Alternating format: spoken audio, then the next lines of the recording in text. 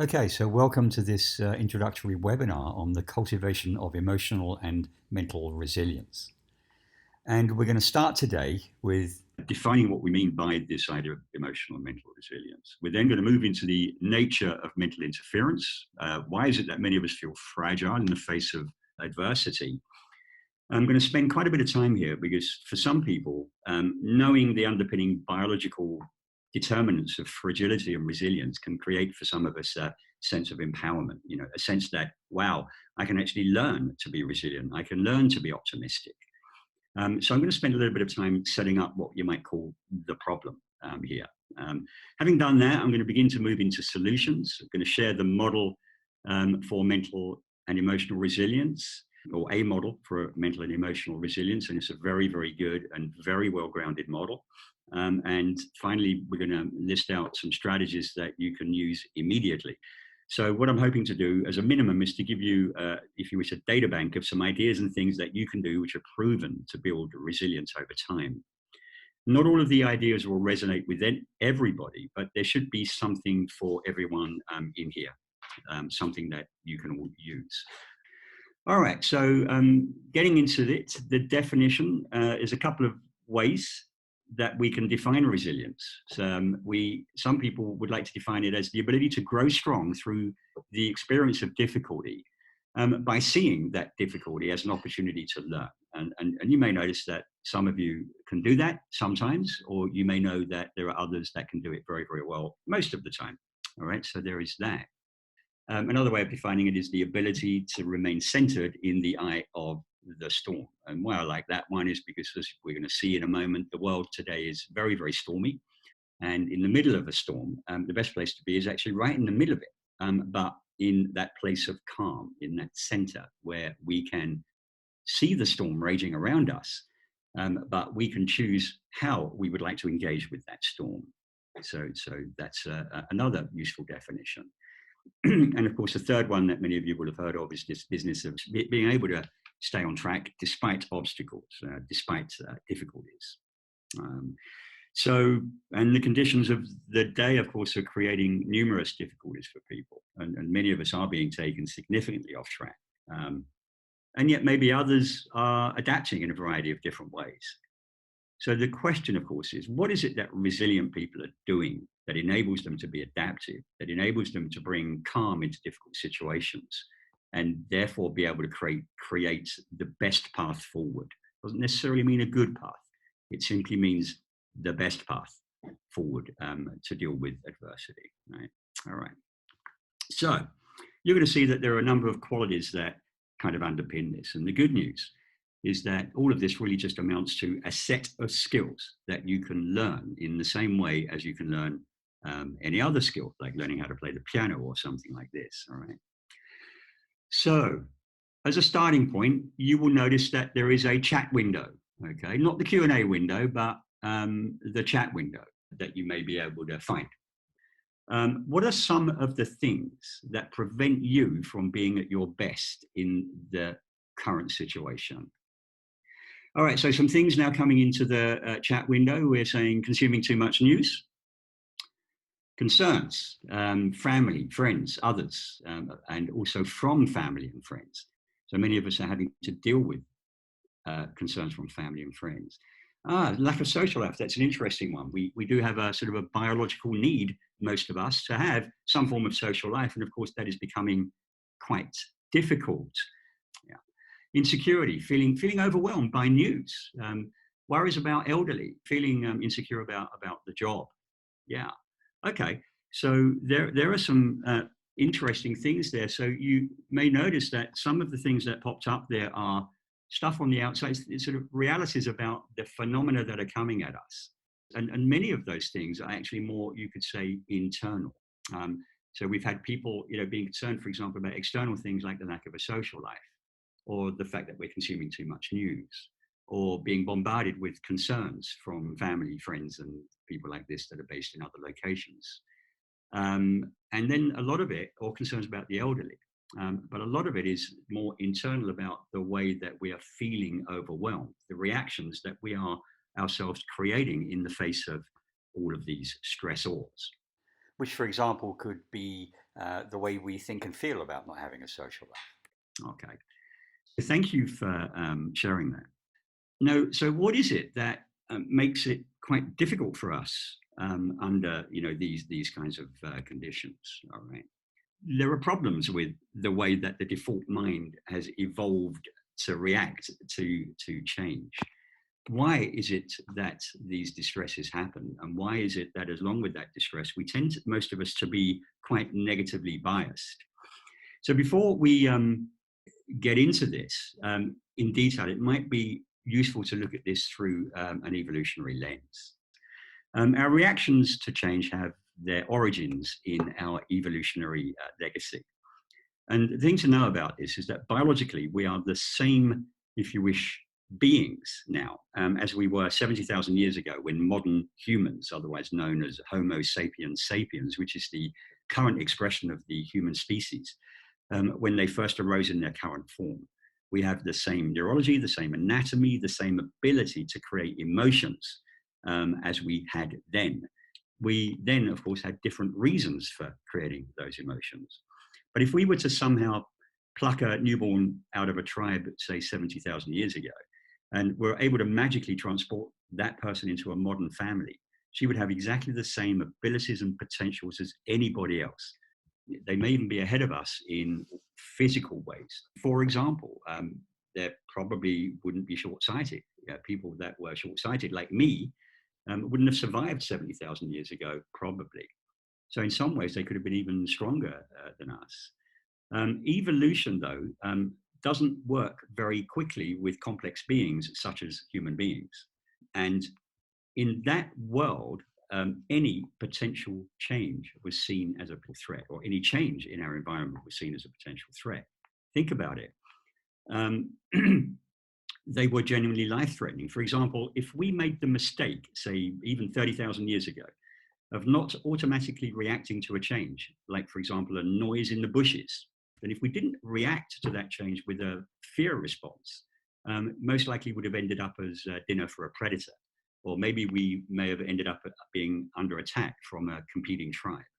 Not particularly useful to just ignore that kind of distraction. So what that means is we are descended from human beings who made the mistake of reacting to any change, say a noise in the bushes, when in fact that noise was no more than a gust of wind. So we call this a false positive reaction, which is the believing that there's a threat when actually there was no threat. And we used to make that mistake again and again and again, just so that we never made the opposite mistake of not reacting to a genuine threat even once. And again, if we made that mistake even once, no more dinners for us, no more rewards for us. So the thing here is that we only attend to rewards and goals, most of us, to the extent that we don't appraise any change or threat, which is unexpected. So that is the legacy from a biological point of view, that when something is not as expected in our environment, our brains will, by default, attempt to appraise whether there is the presence of either threat or the opportunity for a reward. And if threat is present, we will, by default, attend to the threat or the possibility of threat. And we will only orient to the reward side of the equation to the extent that we don't perceive threat in our environment. So that is why we are, most of us, so distractible, and why many of us tend to be sucked into or hooked by persistent negative thoughts, particularly under adversity. Okay, so where is all the threat, you may ask? Well, our environment today is full of threats in the shape of weapons of mass distraction. There's a lot of this stuff going on, and they are bombarding our attention and holding it under siege, creating change all the time in our environment, which we will, without a little bit of training, try to solve for the existence of the threat or potential threat. So you could say that we're just not fit for purpose. We're not designed for this world today, and there isn't a chance that we could have evolved quickly enough, given the complexity of the species. We're not really able to evolve quickly enough. And by the way, this technology is just one aspect of the various changes that we're facing right now. Let's have a look at maybe some of the other ones. Profound and unexpected simultaneous changes going on in economic business conditions. We've got competition factors that we have to worry about. If we're in business, increased governance. We have regulatory issues to maybe be nervous about that are changing. And of course, consumer behavior is changing continuously. So, in the world of work, this is what people are having to face. There are demographic factors to be concerned about. As an example, the age distribution of the world is changing in a way that is actually creating quite a lot of stress for many organizations. There are social and cultural factors to maybe think about. Today, a lot of things are regarded as inappropriate, or they might even get you into prison that perhaps 30 years ago were almost expected. One really silly example of this is that 150 years ago, to suggest that women could actually have the vote would have landed you possibly in some cases being socially ostracized. And there was a lot of combat going on about whether or not women could or should be allowed to vote. Now we're asking ourselves, well, how on earth could people think like that at that time? So a lot of this is just based on the changing social and cultural conditions of the world, which is, of course, changing rapidly with time. Of course, there are political factors, and of course, the unrest situation in Hong Kong is one example of political factors that, are bombarding our attention to worry about. And that's caused quite a lot of distress for quite a lot of people, even before coronavirus came along. So natural factors, climate change we need to be concerned about, epidemics, pandemics, various other natural disasters, in our world today. Weapons of mass distraction, I've already spoken about. And it's probably the most profound thing, because a lot of the way that we get our news about all of these other factors above is through being bombarded with social media, WhatsApp messages, etc., etc. In other words, what's really happening is the world is becoming increasingly complex, increasingly uncertain, and increasingly unexpected. And it turns out that we don't like that at all. We really do not like the unexpected and the uncertain. We prefer bad news to crystallize in certainty than actually to have it being uncertain generally. Okay, so that's what's going on the outside of us, if you wish, that creates distress. In terms of how that's interpreted on the inside of us, so our colleagues over at the Potential Project like to talk about this in the context of the paid reality. So this comes from Potential Project's book, 1 Second Ahead. And if you want to know more about this, of course, connect with us as well. And we talk about this, it creates a sense of just pressure. It creates a sense of being always on. And that in turn leads to action addiction, which in turn leads to anxiety. We are information overloaded, of course, that's obvious. And this is what it is that is setting up this internal landscape of distress for us. So the distress arises from the collision between our evolutionary legacy and the conditions of the modern world. All right. So the good news is that we are, in fact, able to change all of this stuff. And all we need to do is to avoid the second dart. All right. So let's have a look at what on earth do we actually mean by avoiding the second dart. So the first dart in all of these phenomena is really the sensory experience. It's what it is that is landing upon us. And we say that, and there's a number of these kind of first darts that maybe we can just quickly talk about. So this is the recognition or sensory side of things. The second dart is our interpretation, or how we make meaning from the events that are happening in the first dart. And the second dart causes us more problems often than the first dart causes. And we can change the way that we look at second darts. 3 quick nuggets on this. Number one, pain, in fact, is inevitable. Even physical pain is immediately interpreted by our mind in certain ways, depending upon who we are, to create suffering. And there's a lot to say on this topic. So pain appears much worse when we engage with it and tell ourselves stories about it, and then that creates real suffering for us. So that's one way. By the same token, change, of course, is inevitable. We can't stop that from happening. That train's left the station on change, as we saw above. Change is a first dart.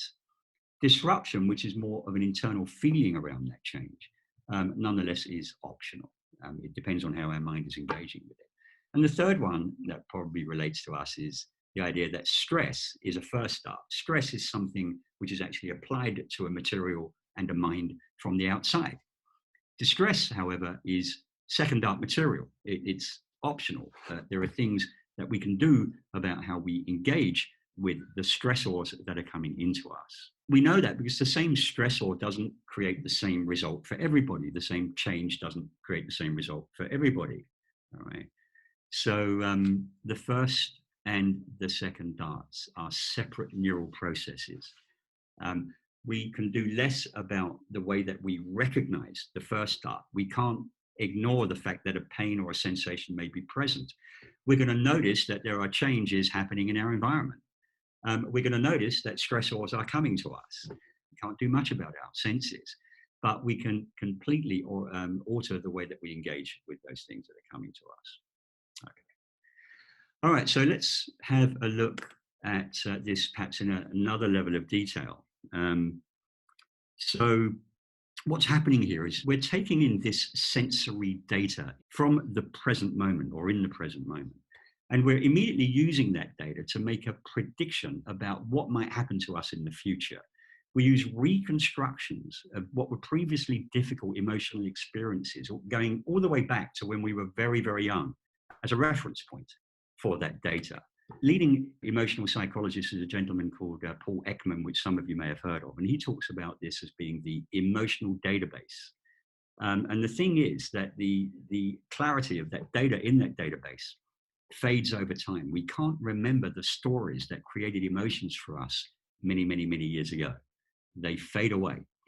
But we can certainly remember the emotion, and our brain basically works 24/7 to try to stop those emotions coming back to us. So the mind makes automatic decisions for us about what it is that we need to be caring about most or focusing on in a particular moment. And what it does, because this is, as mentioned earlier on, a survival mechanism, we dwell on the threat side and ignore the positive side. We delete positive data by default without a little bit of training. And we are overwhelmed by these predictions of threat. Our goals, our values go missing in action, and we become entangled in rumination and normally negative emotion, which of course was very useful to us 70,000 years ago when we needed to get ahead of these genuine threats to life. Doesn't serve us very well in this complex professional and social world in which we live today. Okay. The result of this is that we create this mind-made story around false expectations or evidence appearing real. We are very, very good at doing this. Even though there may probably be no genuine threat of immediate, like right now, physical danger, which these emotions are designed to deal with. They're designed to deal with an immediate threat and to cause us to react, to get out of the way of it or do something about it right now. That doesn't really relate to the challenges that we are facing today. They're not immediate. When we are in the savannah being potentially hunted down by a lion, we don't have the chance to think. We don't have the choice to get a flip chart out and start creating solutions, or to huddle down with the rest of our tribe and maybe work out what the best thing to do. We're just out of there. We're up a tree looking down. Okay. And that's what's happening around some of these other so-called threats that are coming to us. We tell ourselves stories. I can't do this. I'm going to fail and I'm going to feel terrible. I just won't be able to live with myself. I can't bear it. All fears, not true. Fake news created by the mind, second darts. This is what we need to install this knowing into our neural operating system in order to be able to be resilient. Okay.